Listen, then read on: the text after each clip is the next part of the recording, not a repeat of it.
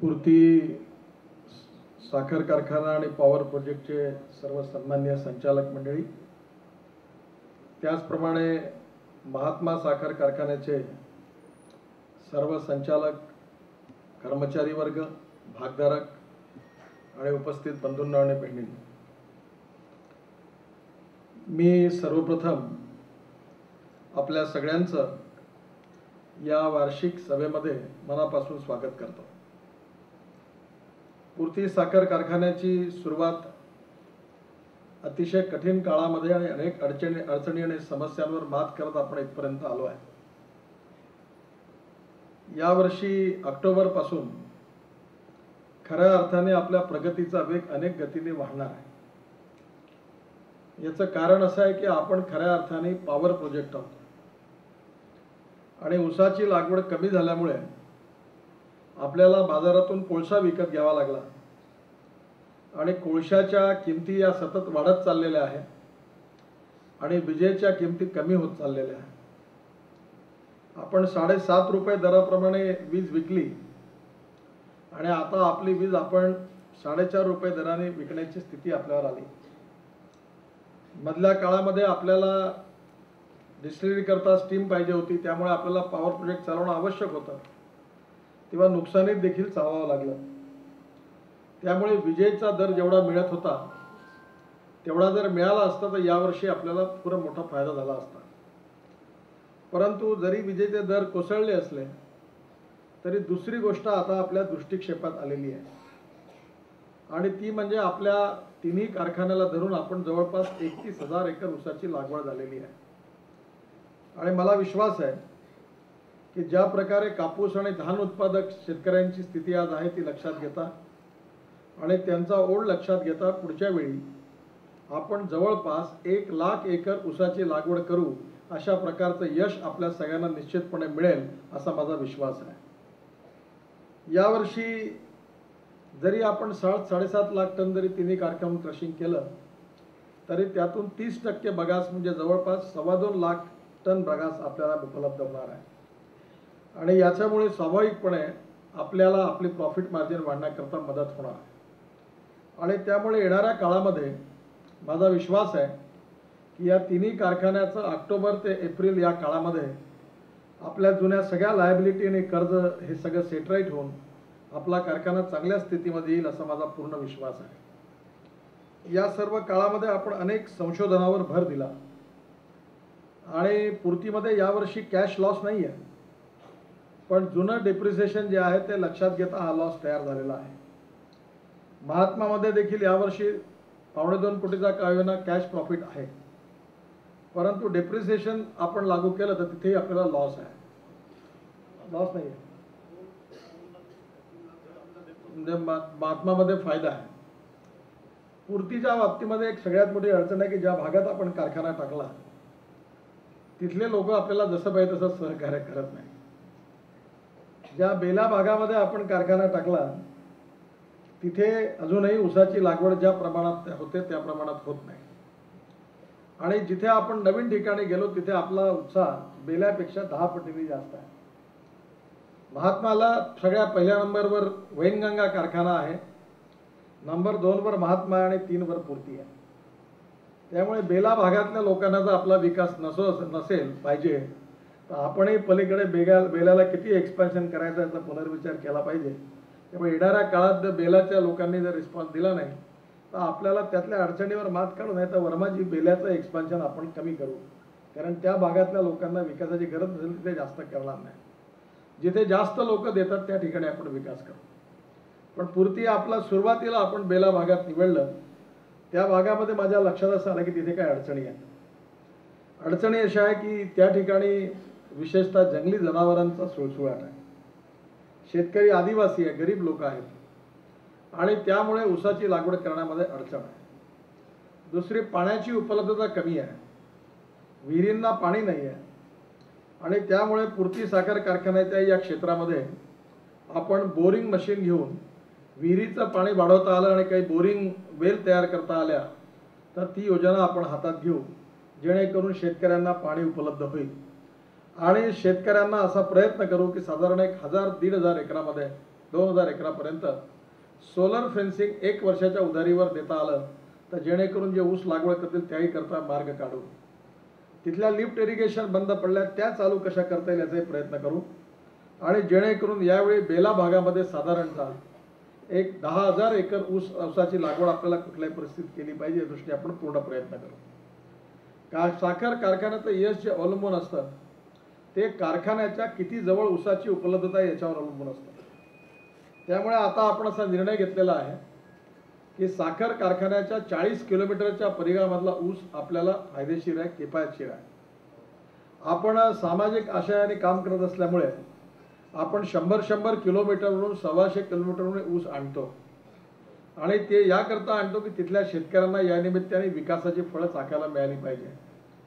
ते शेतकरी जेवढा 40 एकराचा किंवा 15 एकराचा ऊसाचा डिस्टन्स जेवढा आहे त्याचं साधारणतः ट्रान्सपोर्ट जर 250 रुपये टन पडलं तर हा 110 किलोमीटरचा ऊस आणायला 650-700 रुपये टन आपल्याला ट्रान्सपोर्ट पडतं आणि ट्रान्सपोर्ट कॉस्टमध्ये आपल्याला नुकसान येतं, हे खरं कारण आहे. आणि म्हणून यावर्षी आपण 2 गोष्टी केल्या. ऊस तोडणाऱ्या कामगारांना तिन्ही कारखान्याहून ॲडव्हान्समध्ये केवळ आपल्याला 15 कोटी रुपये द्यावे लागले. आणि म्हणून आपण यावेळी मेकॅनाइज फार्मिंग करण्याच्या दृष्टीने आपण डायजेस्टर विकत घेतल्या, हार्वेस्टर विकत घेतल्या आणि ब्राझीलमधून आपण हार्वेस्टर विकत घेतले. यावर्षी जवळपास 40 कोटी रुपयाची मशिनरी आपण विकत घेतलेली आहे आणि यावेळी आपलं मेकॅनाइज हार्वेस्टिंग सुरू होईल आणि त्यामुळे निश्चितपणे त्याची पण कॉस्ट जास्त पडते. पण आपण हळूहळू या दृष्टीने प्रयत्न करतो आहे की शेतकऱ्यांना ऊस वेळेवर कापला गेला पाहिजे. काल दिवे साहेबांनी मला सांगितलं की मौद्या भागामध्ये एक आंध्र प्रदेशमधले शेतकरी आहे, त्यांनी 50 एकर ऊस लावला आहे आणि त्या एकट्या व्यक्तीला 60 लाख रुपयाचा ऊस होईल अशी स्थिती आहे. बाहेरच्या भागातले लोक येऊन आपल्या भागामध्ये प्रगती आणि विकास करत आहेत, पण आपल्या भागातल्या शेतकऱ्यांच्या विकासाच्या बाबतीमध्ये त्यांच्यात अजून जागरूकता आणण्याची गरज आहे. मी या ठिकाणी स्पष्टपणे ही गोष्ट आपल्या सगळ्यांना सांगू इच्छितो की शेतकऱ्यांनी ऊस नाही लावला तर आपल्या कारखान्याला काही फरक पडत नाही. जेवढा जास्त ऊस लावतात तेवढं आपलं नुकसान वाढतं, कारण आपल्याला ऊस वाढल्यामुळे दुरून आल्यामुळे नुकसान होतं. पण आपण हा कारखाना चालवण्याच्या मागे सामाजिक उद्देश समोर ठेवल्यामुळे आपला प्रयत्न असा की या वर्षामध्ये 300 कोटी रुपयाचा कमीत कमी प्रॉफिट निर्णय मार्गाने शेतकऱ्यांच्या खिशात जाईल, तिन्ही कारखाने मिळून. आणि पुढच्या वर्षी आपल्याला 1000 कोटी रुपये या विदर्भातल्या शेतकऱ्यांच्या खिशात प्रॉफिटच्या रूपाने द्यायचे हे स्वप्न आपण उराशी बाळगलं आणि ते जर पूर्ण करायचं असेल तर या दृष्टीने शेतकऱ्यांच्या सहभागाची गरज आहे. आता लोकांचा उत्साह वाढलेला आहे आणि येणाऱ्या काळामध्ये आपल्या सगळ्या संचालकांनी आणि कर्मचाऱ्यांनी ऊस लागवडीचं हे जे क्षेत्र आहे, टार्गेट आहे, पूर्ण करण्याकरता सहकार्य करावं आणि यावर फार मोठी यशस्वी अवलंबून आहे. जर तिन्ही कारखाने जर आपण फुल फ्लेश लावले तर तिन्ही कारखान्याचा निव्वळ नफा 100 कोटी रुपयापेक्षा जास्त होऊ शकतो, कारण कोळशाच्या ऐवजी आपण बगास वापरला तर आपलं ते सेव्हिंग होईल. आज आपण 6.5-7 कोटी रुपये महिन्याचा कोळसा वापरावा लागतो, त्याच ठिकाणी आपण जर बगास वापरलं तर यातून जवळपास 3 ते 4 कोटी रुपये महिन्याची बचत होते. त्यामुळे आपण शेतकऱ्यालाही चांगली किंमत देऊ शकू आणि कारखानाही चांगल्या प्रकारे चालवू शकू. पण या विषयावर मात करण्याच्या दृष्टीने आपण आपल्या ग्रुपचं वैशिष्ट्य राहिलं की आपण नेहमी प्रयत्न करत राहिलो.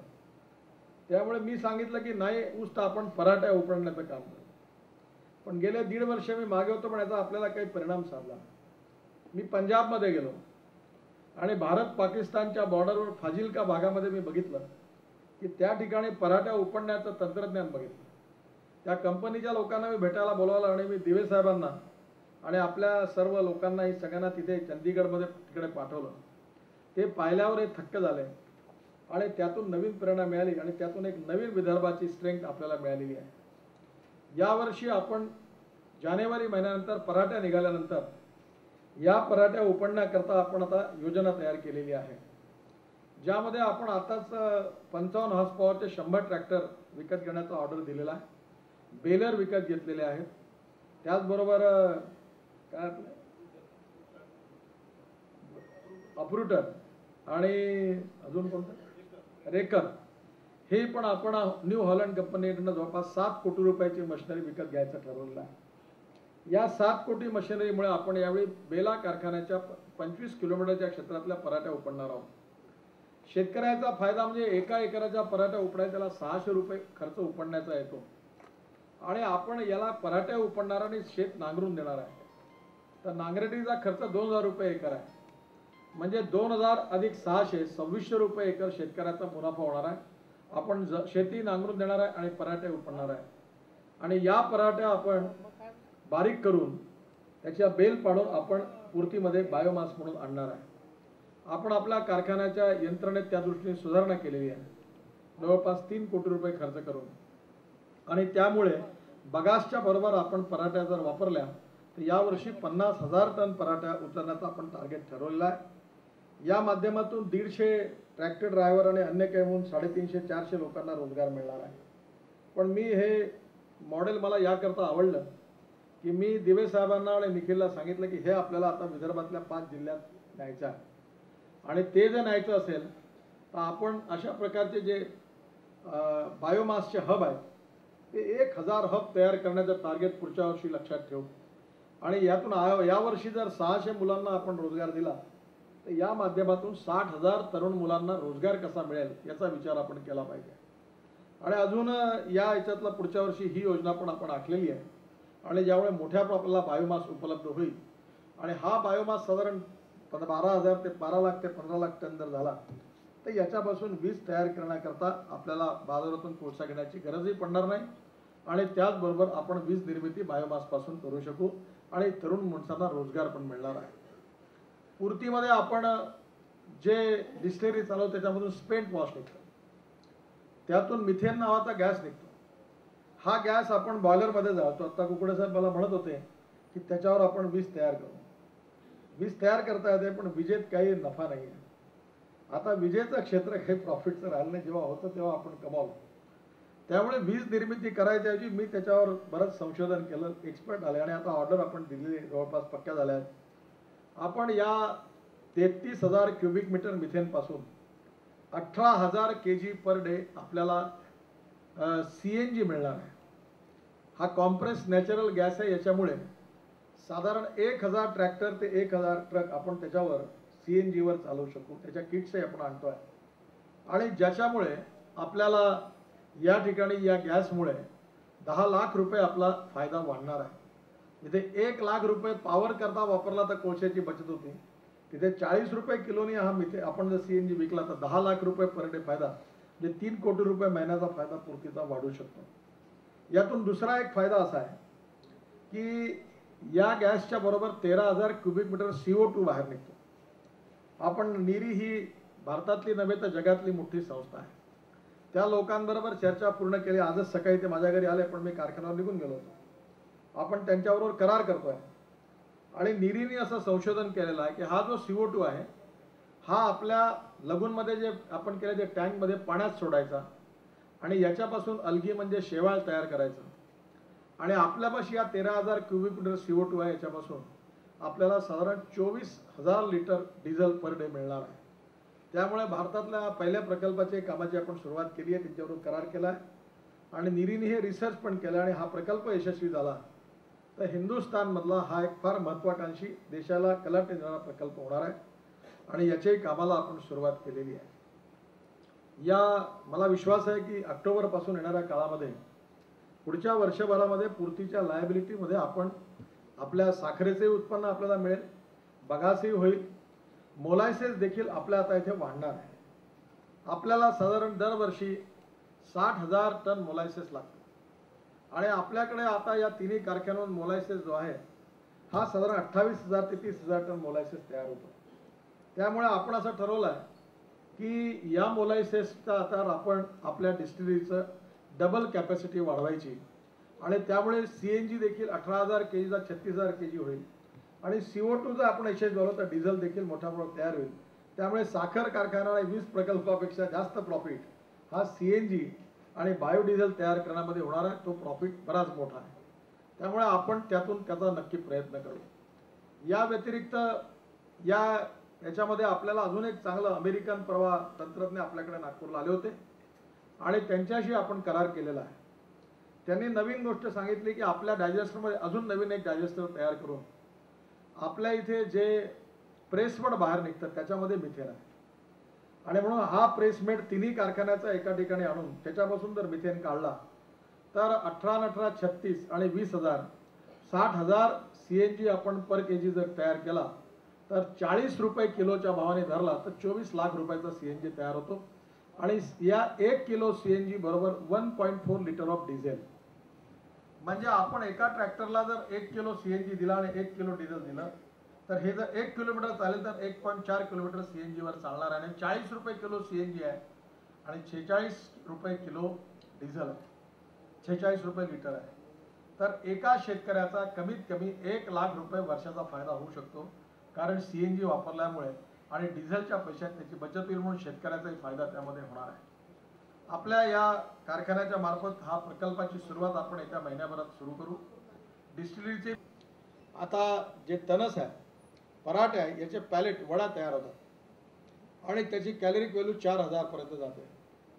आपण त्याचे मशीन्स देखील चायनातून आता आयडेंटिफाय केले आहे आणि ते जर केलं तर आपल्याला कोळशाच्याच वाटी जावायची गरज पडणार नाही आणि म्हणून यातून रोजगाराची पण निर्मिती होईल, आपला प्रॉफिट पण वाढेल आणि येत्या वर्षामध्ये हे आपण नक्कीच पूर्ण करू शकू. आपल्या ग्रुपमध्ये मागच्या काळामध्ये आपण कठीण काळातून गेलो, त्यामुळे बँका आपल्याला लोन देत नव्हत्या, पण यावर्षी आपल्याला 200 कोटी रुपयाचं कर्ज देण्या प्रकल्पात बँकांनी दिलेला आहे. मी त्या बँकांचे विशेष रूपाने आभार मानेन की बँक ऑफ इंडियाने 47 कोटी रुपये वैनगंगा प्रकल्पाला कर्ज दिलं. आपल्या महात्माच्या पॉवर प्रोजेक्ट करता 58 कोटी रुपये आंध्र बँकेने कर्ज दिलं, 58 कोटी रुपये बँक ऑफ महाराष्ट्राने कर्ज दिलं. आता सारस्वत बँकेने आपण एक कुही तालुक्यामध्ये एक 12 मेगावॉटचा राईस पासून पॉवर प्लांट टाकतो आहे आणि त्याचंही काम जोरात सुरू आहे. त्याच्याकरता 40 कोटी रुपये सारस्वत बँकेने कर्ज दिलं आणि परवाच कोटक महिंद्रा बँकेचे लोक मला भेटून गेले, त्यांनी 50 कोटी रुपयापर्यंत साखरेला कर्ज देण्याची तयारी दर्शवली आहे. आता आपल्याला बाजारातूनही पण मोठ्या प्रमाणावर कर्ज उपलब्ध होऊ शकतं अशी स्थिती आहे. आपण एक खत कारखानाही पण विकत घेतला, पण अजूनपर्यंत ताब्यात आलेला नाही. आज खताच्या किमती 40% वाढलेल्या आहे. शेतकरी चिंतेत आहे, त्यामुळे पूर्तीतल्या कारखान्यातल्या लोकांना स्वस्तात खत कसं मिळेल याचा आपण प्रयत्न करत होतो आणि तो खत कारखाना झाला तर आपण नक्की स्वस्तात खत देऊ. आपल्या कारखान्यामध्ये आपण भूसुरक्षा म्हणून खात तयार करतो. अतिशय उत्तम प्रकारचं खात आहे, ऑर्गॅनिक खात आहे आणि ज्याच्यामुळे फार चांगला प्रकारचे रिझल्ट्स पण आले आहेत. आपल्या संचालक मंडळींना आणि शेतकऱ्यांना सुरुवातीच्या काळात मी फुकट खत घेऊन जा म्हणून सांगायचो, हे नेत नव्हते. आता आपण विकायला सुरुवात केली तर आता 80 रुपयामध्ये 50 किलो लाईनीने लोक नेतात. 199 रुपयात 50 किलो खत विकल्या गेलं.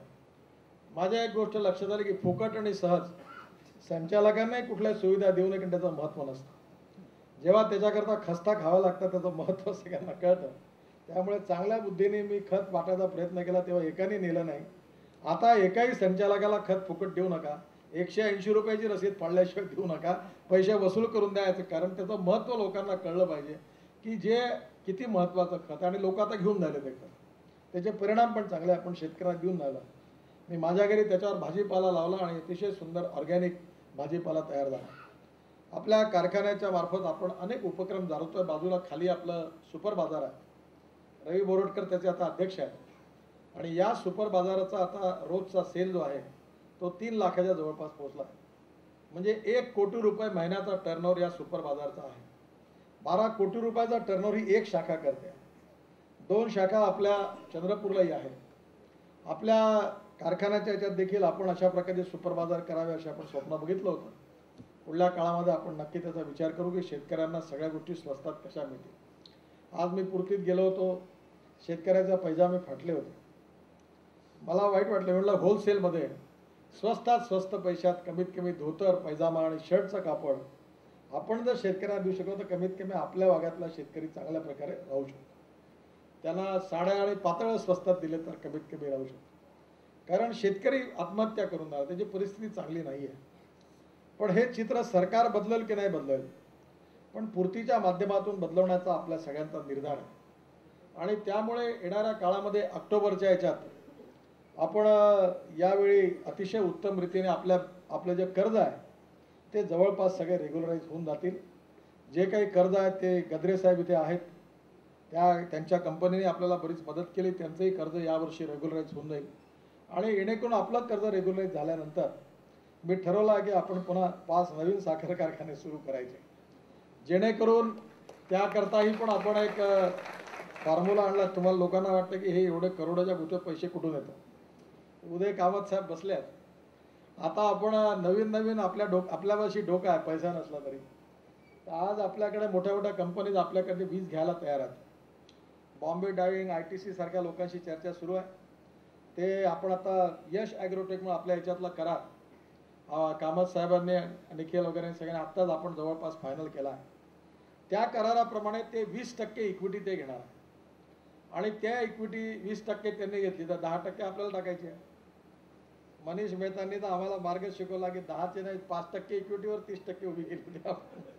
आता तर 20% इक्विटी बॉम्बे डाईंग किंवा इतर सारख्या कंपनी देतील आणि 10% आपण सहज उभ्या करू तर 30% इक्विटी झाली तर बँका लोन द्यायला तयार आहे. त्यामुळे 10 कारखाने 2,000 कोटीचे उभे करण्याला काही अडचण नाही आहे. आणि त्यामुळे आपल्या विदर्भाच्या ज्या ठिकाणी शेतकरी आत्महत्या करतात तिथला शेतकऱ्याचं जीवन सुसह्य झालं तर ते होऊ शकतं. आपण सांगतो लोकांचा विश्वास नव्हता बसला. आज इथे मेंगर बसले आहेत. मी यांचा नेहमी उल्लेख करतो की एका एकरमध्ये 265 जातीचा ऊस लावला तर साधारण 125 टन झालं ना. किती झालं उत्पन्न? बेडायला गेलं. पण वजनाने काढलं तर 125 टनाचं उत्पन्न झालं. 1500 रुपयाचा भाव आहे. तर 1500 रुपयाचा भाव केला तर जवळपास 125 टनामध्ये 1,80,000 रुपये एकरी उत्पन्न जवळपास पोहोचतं. 25 ते 30,000 खर्च गेला तर 1.5 लाख रुपये एकरी फायदा कुठल्या शेतकऱ्याला मिळतो. आज 2805 आणि 9805 ही जात आपण आता याच्यात साखरेचा उतारही जास्त आहे, 265 मध्ये कमी आहे. त्यामुळे मी दिवे साहेबांना सांगितलं की आपण आता नर्सऱ्या सुरू कराव्या आणि 9805 ज्या आहे तेवढ्या शेतकऱ्यांना, आपल्या कार्यकर्त्यांना, संचालकांना माझी विनंती आहे की याचा फायदा घ्या. तुमच्या सगळ्यांच्या शेतात नर्सऱ्या सुरू करा आणि 9805चे रोपं तयार करा. मी यावेळी सांगितलं की 1000 नर्सऱ्या सुरू करा. दिवे साहेबांनी त्यात महिला बचत गटाच्या महिलांना केलं, त्यांना रोजगार मिळाला. आज मी तिथे शूटिंग झालं त्यावेळी बघितलं की त्या ठिकाणी महिला आल्या, त्या त्यांनी सगळे ते रोपं तयार केले आहेत. 1 लाख महिलांना काम मिळू शकतं एवढ्या त्या नर्सऱ्यामधून चांगलं काम होईल आणि 1 रुपयाला ऑक्टोबर महिन्यात रोप शेतकऱ्याला उपलब्ध होईल. आणि 1 रुपयाला जरी रोप विकलं तरी शेतकऱ्याला एकरी साधारण जो रोप विकेल त्यालाही पण 10-15 लाखाची कमाई होऊ शकते, 5-8-10 लाखाची कमाई होऊ शकते. तेव्हा आपले कार्यकर्ते, आपले संचालक यांनी याचा फायदा घ्यावा अशी माझी विनंती आहे. आपल्या कारखान्यामध्ये आपल्याला ट्रक लागतात. 1000 ट्रक जवळपास आपल्याला तिन्ही कारखान्यामध्ये सध्या लागतील आणि ही रिक्वायरमेंट ही 2000 ट्रकपर्यंत जाईल. ट्रॅक्टर लागतात. मी नेहमी माझा प्रयत्न आहे की या सगळ्याकरता आपण आपल्या कार्यकर्त्यांना, संचालकांना उभं पुढे केलं पाहिजे. या कारखान्याचा आपण काही कोऑपरेटिव्ह कारखाना नाही, आपल्याला कुठलेही बंधनं नाही. आपल्याला कोणी येऊन विचारू शकत नाही तुम्ही काय करायचं आहे. त्यामुळे आपल्या कारखान्याच्या माध्यमातून आपण जे संचालक आहे, जे शेतकरी आहेत, त्यांच्या तरुण मुलांना जर जुने ट्रक घेण्याची एखादी योजना मागे तयार करायला सुरू तिथं केली आणि त्यांचेच ट्रक जर आपण 8 महिने 10 महिने काम देऊन जर चालवले तर मला असं वाटतं की यातून अनेक लोकांना रोजगाराची नवीन संधी मिळेल. मी परवा एक पुस्तक वाचलं, स्टारबक्स म्हणून एक कॉफी चेन आहे लंडन अमेरिकेत. त्यांचे 24,000 कॉफी शॉप्स आहेत.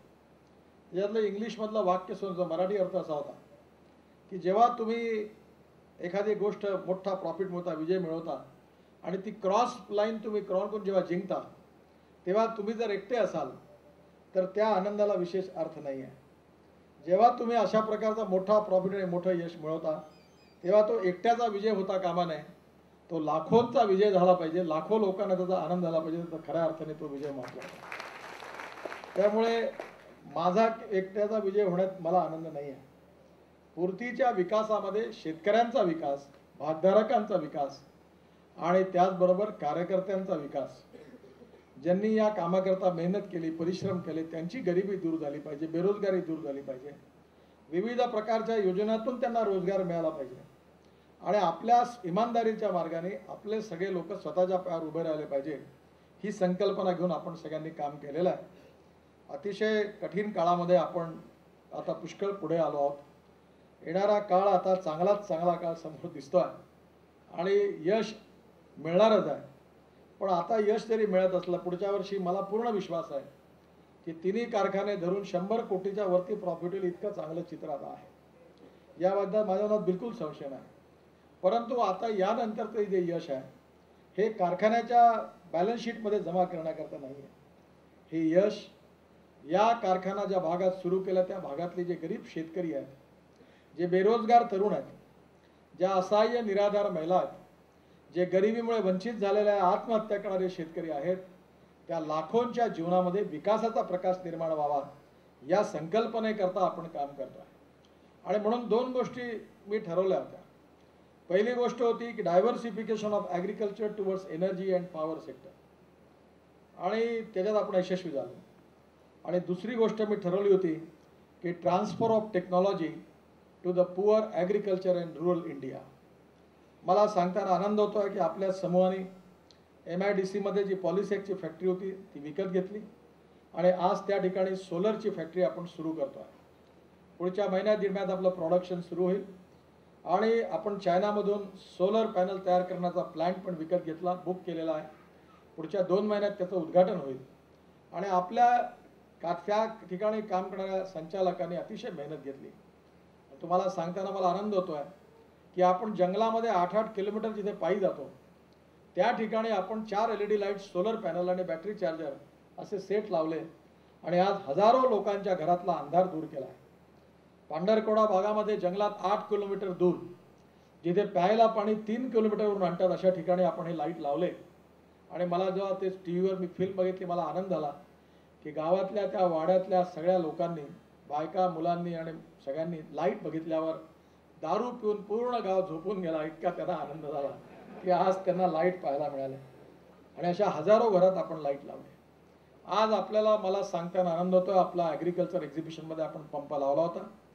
आता 25-25 हॉर्स पॉवरचे आपण 25-25 पंप, 1, 1.5 आणि 2 हॉर्स पॉवरचे सबमर्सिबल आणि मोनोब्लॉक आपण सोलर एनर्जीवर चालणारे तयार केले आहेत. सोलर पॅनल आपण तयार करतो आहे आणि आपल्या मार्फत आता शेतकऱ्यांना हा पंप आपण देणार आहे. मी तुम्हाला या ठिकाणी सांगतो की याची किंमत 2,80,000 रुपये आहे. परंतु विदर्भातल्या शेतकऱ्याचा फायदा व्हावा या दृष्टीने 1 हॉर्स पॉवरचा पंप घेणाऱ्या शेतकऱ्याला 1 लाख रुपयाचं, केवळ विदर्भातल्या शेतकऱ्याला 1 लाख रुपयाचं अनुदान पूर्तीतर्फे निशुल्क अनुदान ते पंप विकत घेणाऱ्याला द्यायचं आम्ही ठरवलेलं आहे. की MSCB वीज देत नाही, अनेक वेळा लोड शेडिंग आहे, तेव्हा 1 हॉर्स पॉवरचा हा पंप 3 हॉर्स पॉवरच्या स्पीडने चालतो कारण ही DC मोटर आहे. आणि त्याच्यामुळे आपण विदर्भातल्या या शेतकऱ्यांना आपण सूर्यावर, सौर ऊर्जेवर चालणारा पंपाचा 2 महिन्यातून याची विक्री सुरू करणार आहे. 1 लाख रुपयाचं अनुदान आपण देणार आहोत आणि सोलर पंखा तयार केलेला आहे, सोलर लाईट सिस्टीम तयार केलेली आहे. आणि आता तर मला सांगता आनंद होतो की आपल्या तज्ज्ञ लोकांनी LED लाईट्स तयार केल्या आहेत. या ठिकाणी हे जे लाईट लागलेले आहेत याचं बिल जर 1 रुपया येईल तर LEDचा लाईटचं बिल 25 पैसे येईल, म्हणजे विजेची बचत होणार आहे. त्यामुळे हाँगकाँगमध्ये आपण करार केला आहे एका हाँगकाँगमधल्या कंपनीशी आणि LED पण आपण लाईट तयार करतो आहोत. आणि 2 महिन्यामध्ये हे LED लाईट महिला बचत गटांना याची एजन्सी देण्याचा माझा विचार आहे आणि त्यांनी विकायचे, दुकानात विकायचे नाही, जेणेकरून त्यांना यातून रोजगार मिळेल. त्यामुळे LED लाईट, पंखा, सौर ऊर्जेवर चालणाऱ्या अनेक गोष्टी आता 2 महिन्यात आपल्या मार्केटमध्ये येणार आहेत. शेतकऱ्याजवळ टेक्नॉलॉजी कशी पोहोचावी म्हणून निरीने 150 टेक्नॉलॉजींचा विकास केला आहे. मी आपल्या लोकांना सांगितलं या सगळ्या टेक्नॉलॉजी गावात कशा पोहोचतील आणि अशा अनेक उपक्रमाद्वारे आपण एक सोशल एंटरप्राइज आहोत, प्रॉफिट मेकिंग ऑर्गनायझेशन नाही आहोत. कालच माझा CNBC आवाजवर इंटरव्ह्यू झाला अर्धा तासाचा, ते आपलं सगळं काम त्यांनी बघितलं. मला तुम्हाला सांगताना आनंद होतो आहे की आपण 2.5 कोटी रुपये खर्च केले आणि तामसवाडाला एक पाण्याचा बंधारा तयार केला. त्यातले काही पैसे आमदार खासदार निधून दिले, 50 लाख रुपये आपण महात्मा आणि पूर्तीतून दिले आणि 2.5 कोटीचा बंधारा तयार केलेला आहे. अजून तो 6 किलोमीटरपर्यंत न्यायचा आहे आणि त्यामुळे 12 गावांना प्यायला पाणी मिळणार आहे आणि 1500 एकर जमीन पाण्याखाली येणार आहे.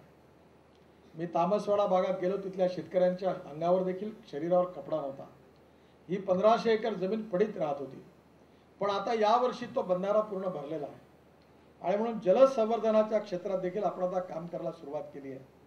पूर्ती समृद्धी सिंचन योजना म्हणून त्यात दत्ता जामदार, माधव कोटस्थाने अनेक मंडळी काम करत आहेत आणि त्या सगळ्याच्या मार्फत नागपूर, वर्धा, भंडारा, गोंदिया या जिल्ह्यातल्या पाण्याचं आपल्याला लेवल कशी वाढवता येईल याचाही आपण विचार करतो आहे. सर्वांगीण विकासाकरता सामाजिक दायित्वाच्या भावनेतून काम करणारा पूर्ती ग्रुप हे आपल्या ग्रुपचं वैशिष्ट्य आहे. केवळ नफा कमवणं आपला उद्देश नाही, तर शेतकऱ्याचं कल्याण करणं आणि शेतकऱ्यांच्याबरोबर आपले कर्मचारी आणि सगळ्यांचं कल्याण करणं. यावर्षी आपण स्कॉलरशिप सुरू केली आहे. आपण डिव्हिडंड जरी देऊ शकलो नाही तरी त्याच्या किमतीची साखर आपण सगळ्यांना देतो आहे. मला असं वाटतं की पुढच्या वर्षी आपण डिव्हिडंड देण्याच्या स्थितीमध्ये येऊ. आपल्या सगळ्यांचे आशीर्वाद, शुभेच्छा मागे आहे. मला माहिती नाही की सरकारच्या मार्फत किती बदल होईल, कारण मला त्याचा विश्वास नाही. पण पूर्तीचा काम जर असंच सुरू झालं तर विदर्भाच्या शेतकऱ्यांच्या आत्महत्या आपण थांबवू शकू, एवढा मोठा बदल आपण विदर्भात करून दाखवू शकू असा माझा विश्वास आहे. आणि हे केवळ शक्य तेव्हाच होणार आहे की या कार्याला मदत करणारे आपल्यासारखे भागधारक, शेतकरी त्यांचं सहकार्य मिळेल तेव्हाच आपण हे करणार आहोत. ही कोणा एका व्यक्तीची प्रॉपर्टी नाही आहे, ही आपल्या सगळ्यांची प्रॉपर्टी आहे. सामाजिक उद्देशाने स्थापन झालेली संस्था आहे. अतिशय कठीण काळामध्ये अण्णाजी, मी, मनीष मेहता आम्ही सुरुवातीला काळ केला. फार अडचणी, समस्यांवर मात करत आम्ही पुढे आलो. आज परिस्थिती बदलली, परंतु जुन्या काळात ज्यांनी आपल्याला सहकार्य केलं, जुन्या काळामध्ये ज्यांनी मदत केली, जुन्या काळामध्ये ज्यांनी आपल्याला सहकार्य, त्यांचं ऋण आपण कधी विसरू शकत नाही. मी या ठिकाणी जाहीर करतो की आपल्या जुन्या काळातले जेवढे संचालक असतील, ज्यांना कधी पण मेडिकलची कुठल्याही प्रकारची ट्रीटमेंट लागली आणि किती लाखो रुपये खर्च आला, तर यानंतर पूर्तीच्या माध्यमातून त्या सगळ्यांचा खर्च आपण पूर्ती कारखान्याकडनं करू याचं वचन मी आपल्या सगळ्यांना देतो निःशुल्क. आणि भागधारकांना मी सांगू इच्छितो की यानंतर कुठलाही शेतकरी गंभीर आजाराने झाला तर मी काल पूर्तीमध्ये गेलो, आपण कर्मचाऱ्यांचा इन्शुरन्स काढलेला आहे. पण मी आपल्या सगळ्या संचालकांना विनंती करेन की जे शेतकरी आपल्याकडे ऊस विकतात त्यांचा मेडिकल इन्शुरन्स काढायचाही आपल्याला काही करता आला तर कमीत कमी 25,000 रुपयापर्यंतचा त्यांचा इन्शुरन्स काढता आला तर या शेतकऱ्यांच्या वैद्यकीय सुविधा देखील पूर्तीकडनं निःशुल्क दिल्या जातील. चांगल्या हॉस्पिटल त्यांना सेवा मिळेल याचाही आपण प्रयत्न करू. आणि त्या आपले जे शेतमजूर काम करतात त्यांचाही पण इन्शुरन्स काढू. कोणालाही कुठे कुठल्याही प्रकारची गरज पडली, आजारी पडला, हार्टचा अटॅक आला तर त्याच्या मागे पूर्ती उभी राहील. कारण हा एक परिवार आहे आणि परिवार म्हणून आपण सगळ्यांचा विचार केला पाहिजे, हीच भावना आहे.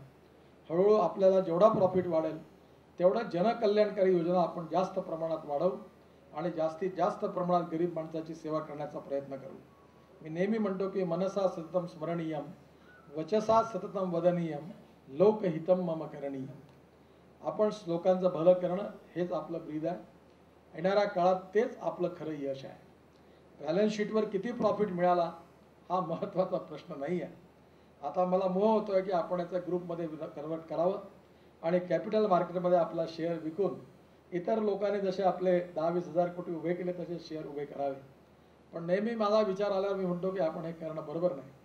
कारण आपल्याला श्रीमंत होणं हा पूर्तीच्या मागचा उद्देश नाही आहे. तर पूर्तीच्या मागचा उद्देश आहे की गरीब माणसाचे अश्रू पुसणं, शेतकऱ्याला समृद्ध संपन्न करणं, गावाचा विकास करणं आणि ग्रामीण भागातल्या बेरोजगारांना रोजगार उपलब्ध करून देणं. आज आपण हजारो तरुणांना रोजगार उपलब्ध करून दिला. लोक फार जातीयवाद करतात, तेली आहे का, माळी आहे का, कुणबी आहे याचा प्रचार करतात. आमच्या कोणाही नातेवाईकांना पूर्तीत नोकऱ्या लागल्या नाही आणि कोणाला देण्याचा प्रयत्नही केला. अनेक वेळा माझ्यावर लोक नाराज झाले की गावातल्या विरोधी पक्षातल्या लोकांच्या मुलांना काम का दिलं. मी नेहमी सांगतो की जो गरजू आहे तो कुठल्याही पक्षाचा त्याला मदत करा. त्याला मदत करायचं कारण आपण राजकारणाला समाजकारण समजलं पाहिजे आणि समाजकारणाला राष्ट्रकारण समजलं पाहिजे.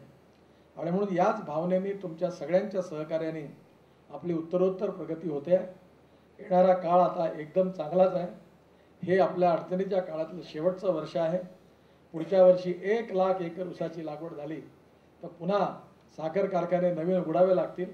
त्याच्या आता जागेचा शोध आतापासून आपण सुरू केलेला आहे. बँकांनी आता आपल्याला कर्ज उपलब्ध करून द्यायला सुरुवात केलेली आहे. तेव्हा येणाऱ्या काळात आपण अजून शक्तिशाली होऊ, गरीब माणसाची सेवा करू, शेतकऱ्यांना कर्जमुक्त करू, त्यांच्या आत्महत्येपासून परावृत्त करू आणि आपल्या गावातल्या तरुण मुलाला, शेतकऱ्याच्या, शेतमजुराच्या, तो कुठलाही जात, पंथ, धर्म, भाषेचा बोलणारा असो, त्याला रोजगार उपलब्ध करून जीवनात सन्मानाने वैधानिक मार्गाने जीवन जगता येईल तो मार्ग दाखवण्याचा आपण प्रयत्न करू. मला विश्वास आहे की येणाऱ्या काळामध्ये आपण सगळ्यांचं सहकार्य असंच मिळत राहील. ही जी 60,000 तरुणांना रोजगार देण्याची योजना आहे, ही योजना पुढल्या वर्षात राबवण्याचा माझा निर्धार आहे. 1000 ट्रॅक्टर आपल्याला खरेदी करावे लागणार आहे. आपण ते खरेदी करून आणि या खेड्यातल्या सर्व तरुण मुलांना या रोजगारात उपलब्ध करून त्यांना चांगल्या मार्गावर नेण्याचा प्रयत्न करू. मी पुन्हा एकदा आपण सगळ्यांनी उत्तम सहकार्य केलेलं आहे. दिवे साहेबांनी अतिशय मेहनत घेतली, परिश्रम घेतले. अडचणीच्या काळामध्ये त्यांच्या परिश्रमामुळे अनेक गोष्टी चांगल्या आज आपल्याला झालेल्या आहेत. आता गरज आहे नवीन नवीन माणसं तयार करण्याची. मी त्यांना नेहमी म्हणतो की आता तुम्ही एकटे किती सांभाळणार, पहिलेच तुमच्या डोक्यावरचे केस उडून गेले. आता चांगले तरुण मंडळी CEO म्हणून तयार केले पाहिजे. आणि त्यामुळे आता हळूहळू 30-40 तरुण चांगले CEO तयार करून आपल्याला प्रोफेशनल अप्रोचमध्ये काम केलं पाहिजे. आपले गद्रे साहेब अडचणीच्या काळात त्यांच्या कंपनीने आपल्याला मदत केली आणि कुकडे साहेबांचं मार्गदर्शन नेहमी मिळत राहिलं. बाकी सगळ्या संचालक मंडळाचं सहकार्य मिळालं. काही संचालक मंडळी खाली बसले आहेत, काही वरती आहे. पुढच्या वेळी दिवे साहेब हॉल मोठा घ्या आणि सगळे संचालक जे आहेत अधिकृत अनधिकृत सगळ्यांना स्टेजवर बसवा. अधिकृत आहे तर त्यांनाही बसवा, कारण आनंदात सगळ्यांनाच त्यांनाही करून घ्या. कारण कंपनीच्या कायद्याचे काही नियम आहेत, नियम तोडायचे नाही पण नियम बेंड करता येऊ शकतात शेवटच्या ब्रेकिंग पॉईंटपर्यंत.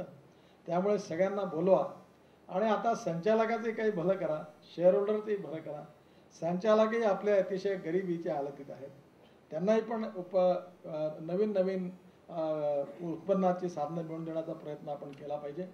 मी पुन्हा एकदा संचालक मंडळींचं, कर्मचाऱ्यांचं, आपल्या सगळ्यांचं मनापासून आभार मानतो, धन्यवाद देतो. आणि मी आता अधिकृतपणे सगळे अध्यक्षपद जवळपास सोडली आहे. कारण काही झालं की टीव्हीवर बातमी येते ब्रेकिंग न्यूजमध्ये, आपला संबंध नसताना आपलं नाव येतं. आणि म्हणून मी आता याच्यातला फक्त संस्थापक अध्यक्ष म्हणून आहे, त्यामुळे रेकॉर्डवर आता मी अध्यक्ष नाही. हळूहळू ही जबाबदारी नवीन लोकांना सांभाळायची आहे.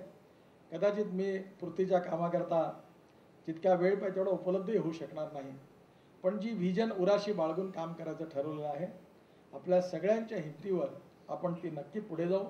आता पूर्तीला माझ्या धक्क्याची गरज नाही आहे. जी कार्यकर्ती संचालक आहेत, जे नेतृत्व आहे ते माझ्यापेक्षा सक्षम आहे. मी कधी कधी गमतीने म्हणतो की निखिलला माझ्यापेक्षा जास्त समजायला लागलं, कारण मला जेवढं समजत नाही त्याच्यावर जास्त तो मला सांगतो की असं आहे. ही चांगली गोष्ट आहे. आणि याच वेळी मला असं वाटतं की सिनियर माणसांनी बाजूला व्हावं आणि नवीन लोकांना संधी दिली पाहिजे. त्यामुळे येणाऱ्या काळात जे नवीन नवीन संचालक आहेत त्यांना कर्तृत्वाला वाव देऊन त्यांना पुढे केलं पाहिजे. आणि हीच प्रक्रिया पुढे आपण नेत राहू. ही सामाजिक दायित्वाचा बोध ठेवून चालणारा आपला उपक्रम हा देशाच्या इतिहासात पहिल्या नंबरचा उपक्रम झाला पाहिजे आणि लाखो करोडो लोकांना दिलासा देणारा झाला पाहिजे. ही खरं त्याचं यश आहे. बॅलन्स शीटवरचा प्रॉफिट हे काही आपलं यश नाही आहे, पण आपल्या सगळ्यांच्या सहकार्याने हे यश देखील आपण मिळवू आणि बॅलन्स शीट देखील चांगली प्रॉफिटमध्ये राहील आणि उत्तम यश मिळवू असा विश्वास व्यक्त करतो. आणि आपल्या सगळ्या भागधारकांच्या सहकार्याबद्दल त्यांचे मनापासून आभार मानतो, त्यांना धन्यवाद देतो आणि माझं बोलणं संपवतो. धन्यवाद.